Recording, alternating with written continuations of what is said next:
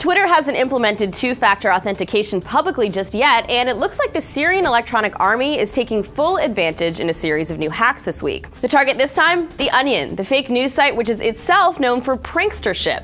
And courtesy of the Onion's own IT staff, here's a play-by-play of how it went down. It began with a phishing email sent to Onion employees that read, "Dear the Onion journalists, please read the following article for its importance," with a hyperlinked URL appearing to be from the Washington Post. But that link actually went to a URL that asked for Google Apps credentials before redirecting to that inbox. And according to the rundown, at least one employee fell for it. From there, the hackers were able to send that same email from that trusted Onion address until they eventually got to someone who had access to the social media accounts, including Twitter. And from there, the SEA posted a series of tweets trying to reproduce the Onion's satirical style, one with the Futurama meme attached, not sure if hacked or serious. Others chalked up chemical weaponry to BO and continued to lob fat jokes about one Qatari emir, Hamad bin Khalifa. They really like to make fat jokes about this guy. And in typical fashion, the Onion responded with some pieces poking fun at themselves, as well as a thorough rundown of what happened, advising others on how to avoid a similar scenario. They also released a plugin that makes fart noises every time you scroll.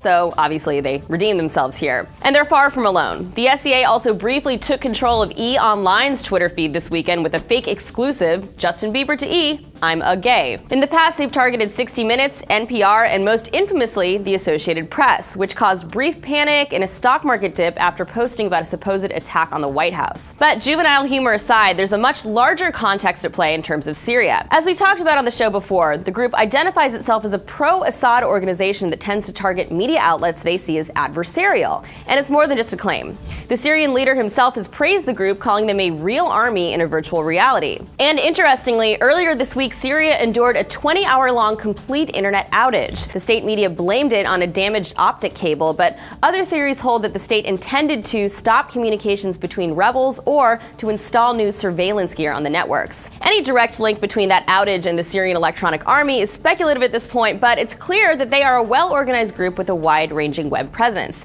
They even at one point had an Android app. And unlike Anonymous, for example, their stated goals to support the Syrian regime are much more explicit. Those goals are no doubt unsavory to many, but thanks in part to the Onion at least, the rest of us can understand the methods used to achieve those goals. And for more on this, if you're interested, a Hewlett-Packard security team put together a thorough report on the SEA's various ways and means that we'll leave in the show notes below. For TFN, this is Annie. Also on the channel today, check out today's episode of Techno Buffalo's Driven, where John Rettinger looks at BMW's all-electric i3. Just click the link to the left.